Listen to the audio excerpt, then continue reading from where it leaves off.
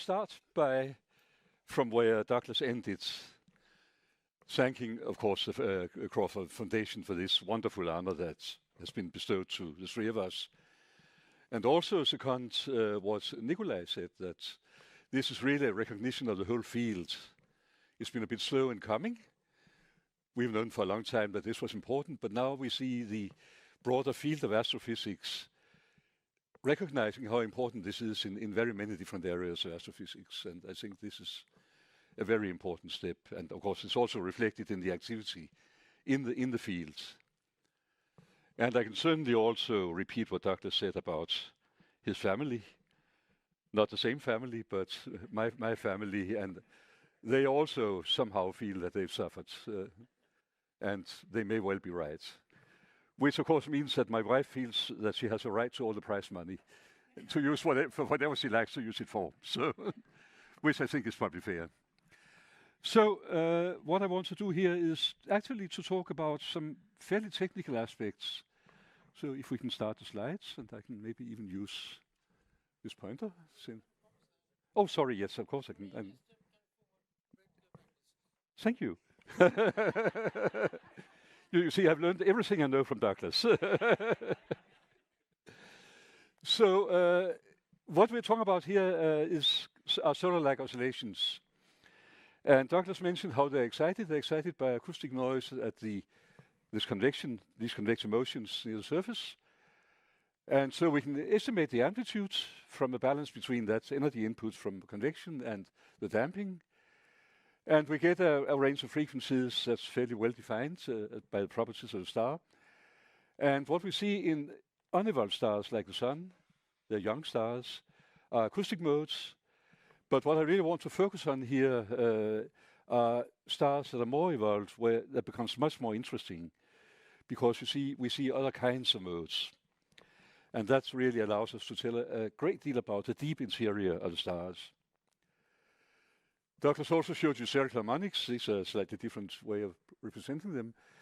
But the point we have when we observe stars is that we can't see these higher degree modes, because we only observe the stars as points of light. So anything going on smaller scales is averaged out.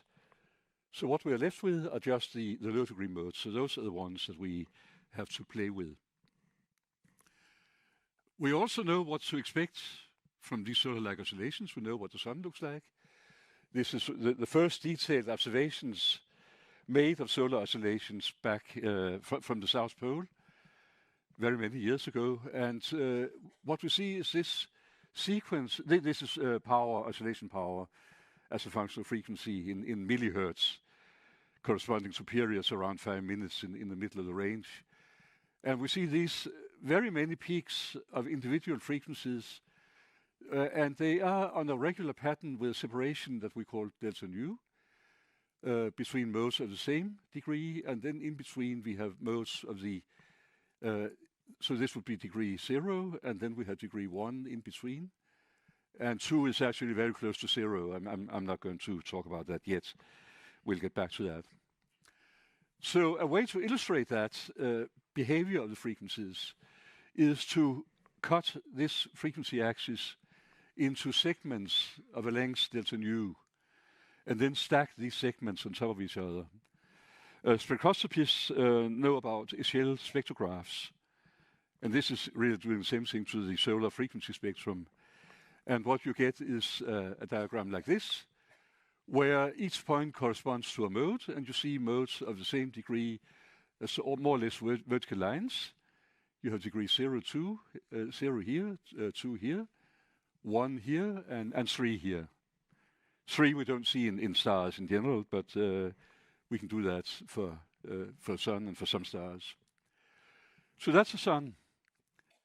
So now let's move on to other stars, and here I'm going to contradict Nikolai.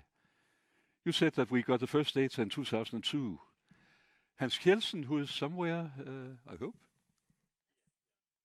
Oh, excellent.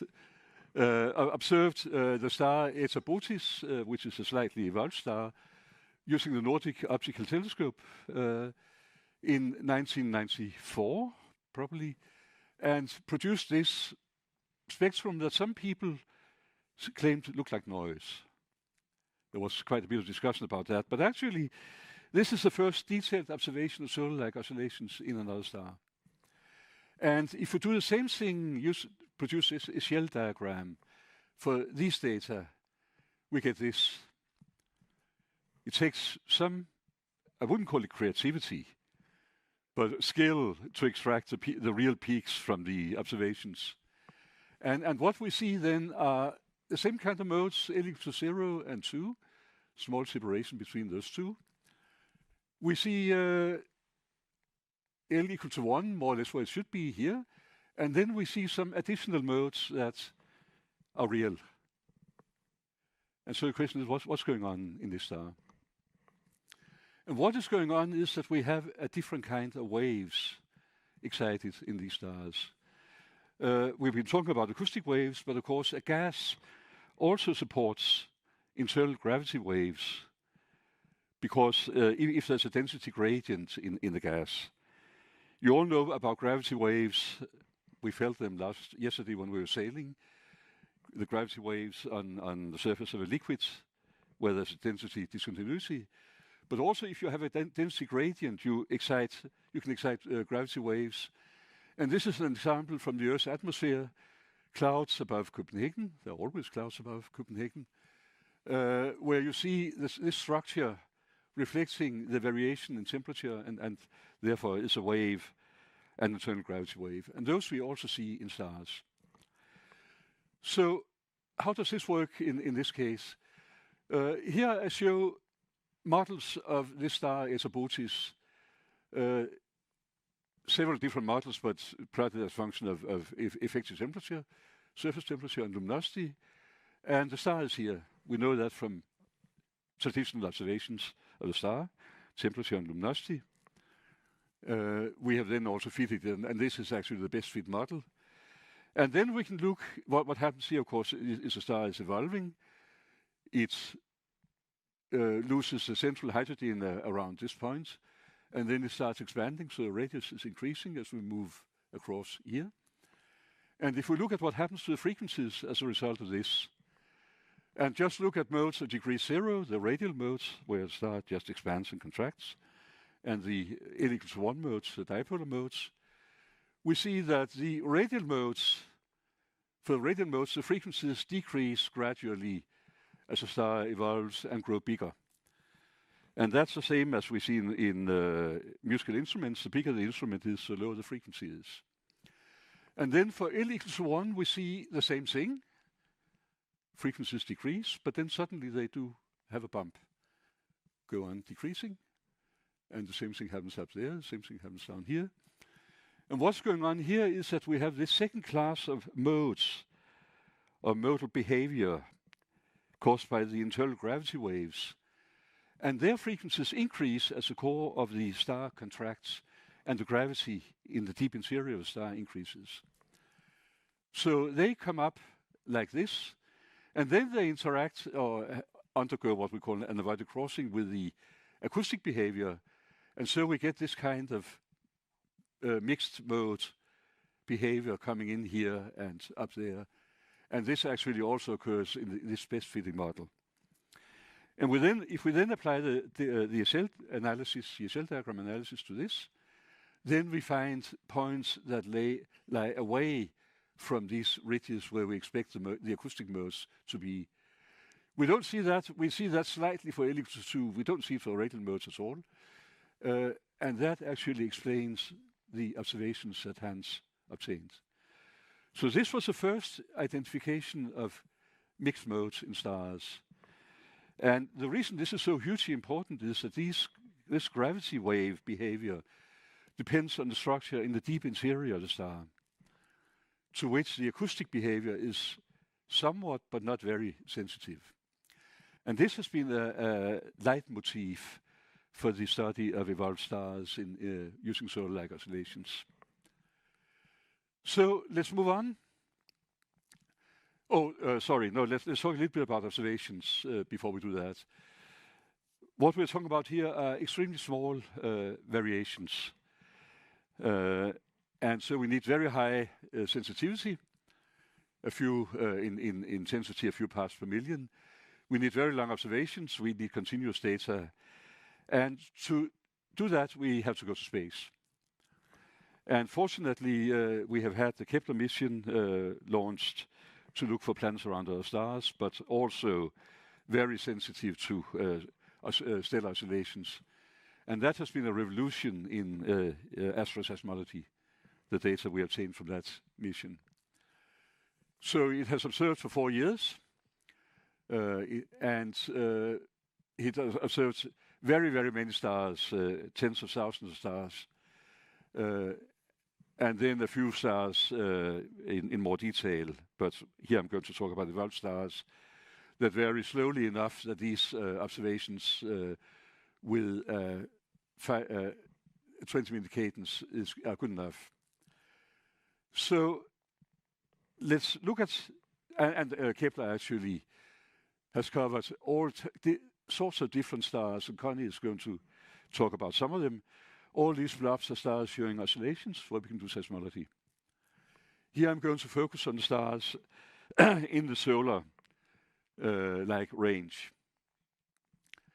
And so let's get back to stars like the Sun, a binary star with properties very similar to the Sun, showing some of the data that we obtained with Kepler, which of course are exquisite. And but red giant stars, what happens to stars like the Sun as they grow old, also show these oscillations. These were observed with a different satellite, a French satellite, Corot. And what you see is the same kind of pattern in oscillation frequencies as a function of power as a function of oscillation frequency. But as we move to bigger and bigger stars, older and older stars, we shift the characteristic frequencies to lower and lower values. So again, let's look at these solar-like stars. We have modes of degree 0 and 2 close to together. We have modes of degree 1 in between these pairs of 0 and 2. And that all is fine. But if we look at a red giant star, we see something that's superficially similar. We see 0 and 2 and 0 and 2, but then, and 0 and 2 here, and then we see a group of L=1 modes. And again, what's happening here is that we have these gravity wave behavior coming in and affecting the frequencies. To understand that in a bit more detail, we should look at the structure of these red giants and how they evolve. This is a star like the Sun with hydrogen burning in the core. In a red giant, we have a helium core. Hydrogen has been used up in the center of the star. We have a helium core. We have a hydrogen burning shell around that core. And then as the star evolves further, we get to a point where helium becomes hot enough to start fusing into carbon. And then we have this structure of a helium fusion in the center and the hydrogen burning shell, and then the outer parts of the star. And in that process, the stars grow tremendously. This is, and become very, very luminous. So the luminosity goes from around 1 solar luminosity up to 1,000 solar luminosities. Temperature becomes a bit lower. That causes the star to become red. And the radius increases by a factor of 10, 20, 50 in this process. So we have this huge star with a very tiny core in the middle. And now to understand what's going on here, and I would love to give a long lecture on stellar oscillations, but let me just say a few words about what's going on in terms of the oscillation properties. The modes of oscillation in the star are characterized by two types of frequencies. One is the acoustic frequency, which is given by the sound speed c, and then the degree L. And then there's a buoyancy frequency, which is a frequency of a local frequency of a gravity wave. And that is determined by gravity, g, the local gravity, and then the gradients in density, pressure, or really the gradients in temperature and composition. And so G in the core of this, around this very small core in the star, becomes huge. We have a good fraction of the stellar mass in a very small radius. It gives a very large gravity, and that means that this buoyancy frequency becomes very large. And the effect on the standing waves of the star, the modes of the star, is that they behave like acoustic waves when their frequency is higher than both of these characteristic frequencies, and like internal standing gravity waves when the frequency is less than these two frequencies. And so if you look at a model of a red giant and look at these frequencies as a function of radius on a logarithmic scale, we're working on very small scales in the core of the star. We have a region out here where the buoyancy frequency is essentially zero. That's a convection zone. And then we have a region in the core of the star where the buoyancy frequency becomes very large. And so we have behavior like standing gravity waves in here, and we have acoustic behavior out here. So the next step is to understand the behavior of these gravity waves. Oh, sorry, no, we need a nice picture. And so this is produced by one of Connie's students, Peter de Grote, and showing what I've just said. We have the acoustic behavior in the outer parts of the star, and on a really blown up scale, the gravity mode behavior in the core. So what is characteristic of the gravity mode behavior are modes with periods that are uniformly spaced. We have frequencies uniformly spaced for the acoustic modes. Here we have periods that are uniformly spaced in terms of mode order n, with a spacing that's determined by this buoyancy frequency. And now we can go back to the observations that look strange. And now we know that what we should be looking at are period differences between the modes, because that gives us the gravity mode behavior. And then here is a model showing also period differences. And we see that the observations reflect this dip in period spacing corresponding to the gravity, the transition between gravity mode behavior and acoustic mode behavior. And so this is what demonstrated that these stars have internal gravity waves. And that was also produced by a student of Connie, so Paul Beck. So let's move on, and let's just look at two stars observed by Kepler. They look the same on the surface, more or less the same luminosity, more or less the same effective temperature, more or less the same oscillation spectra. I mean, you would look at that and say, okay, yeah, boring. More oscillation spectra. What do we care? But then, if you start looking more carefully at it, you find, yeah, okay, the frequency spacing of the acoustic modes is more or less the same, 8 and 7.9. But then you look at these groups of dipolar modes, the modes of degree 1, and then you see that they are much more tightly packed up here than down here.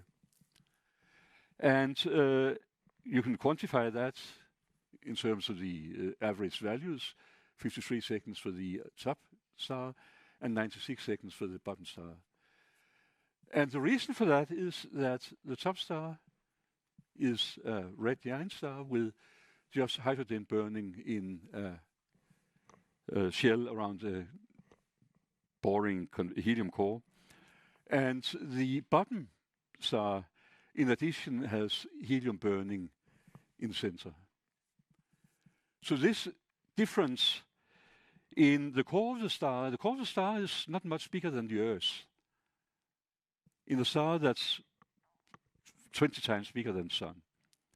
We see that difference in the observations.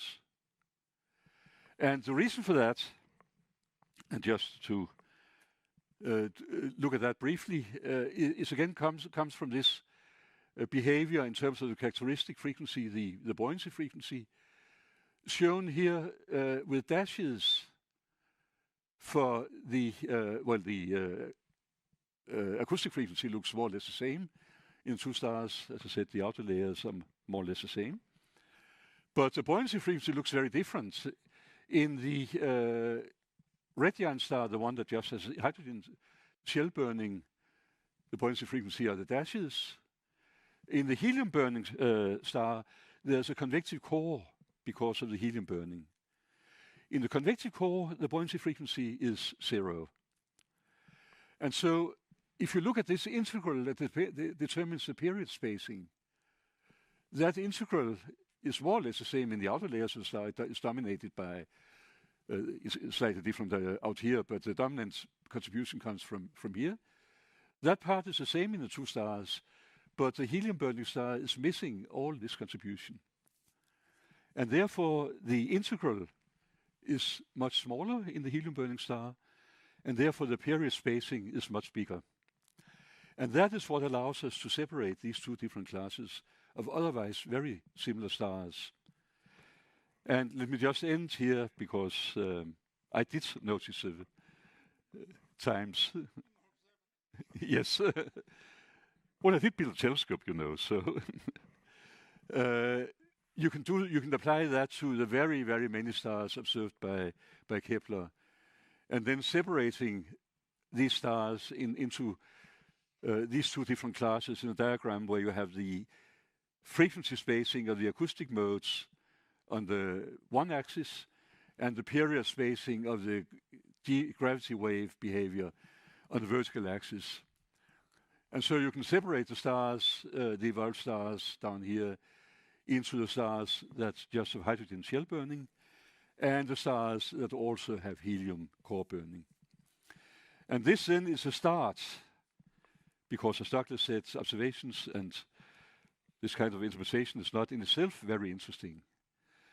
But it's a start of our ability to begin to study the physics of these burning processes in the different stars and understand how the stars evolve and how these red giant stars then eventually evolve to become white dwarfs or other types of compact stars.